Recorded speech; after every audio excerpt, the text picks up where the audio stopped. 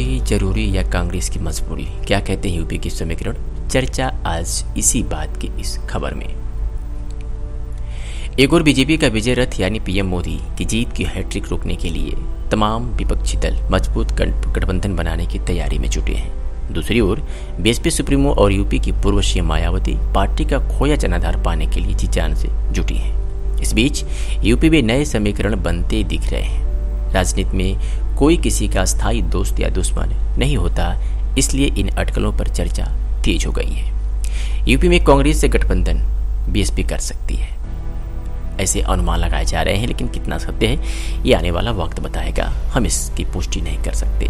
देश ने पिछले कुछ सालों में सत्ता के लिए अजीबोगरीब और बेमेल राजनीतिक गठबंधन देखे हैं। ऐसे में अब तक एकला चलो की नीति पर बढ़ने को तैयार दिख रही मायावती की पार्टी बीएसपी की कांग्रेस से गठबंधन बोने के कयास लगने शुरू हो गए हैं। दरअसल पिछले हफ्ते बीएसपी ने 2 पन्नों का प्रेस नोट जारी किया था, जिसमें बीजेपी और समाजवादी पार्टी पर तो सीधा हमला बोला गया था, पर कांग्रेस पर कोई टिप्पणी नहीं की गई।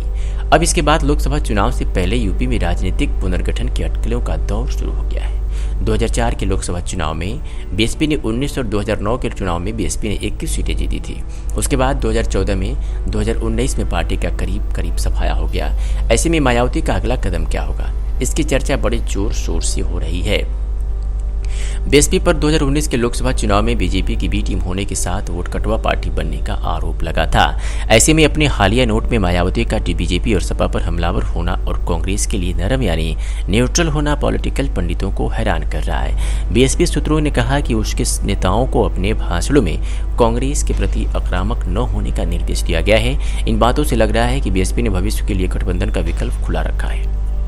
2019 के लोकसभा चुनाव में समाजवादी पार्टी के साथ गठबंधन करने के बाद बीएसपी नेता मायावती ने कांग्रेस के साथ साझेदारी से इनकार कर दिया था।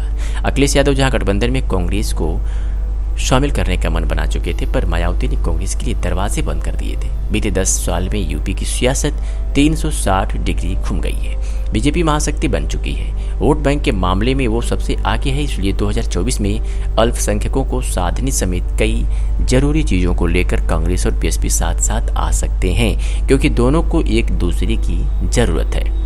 जानकारों का मानना है कि दोनों इस बात से इत्तेफाक रखते हैं कि मुस्लिम वोटर्स दोनों की ताकत रहे हैं। ये कम्युनिटी तभी उनका साथ देगी जब उन्हें यकीन हो उनका उम्मीदवार बीजेपी को हराने की ताकत रखता है, वरना मुसलमान वोटरों का समाजवादी पार्टी के साथ जाने का खतरा बढ़ जाएगा और ये रिस्क कांग्रेस या फिर बीएसपी कोई भी नहीं लेनी चाहेगी।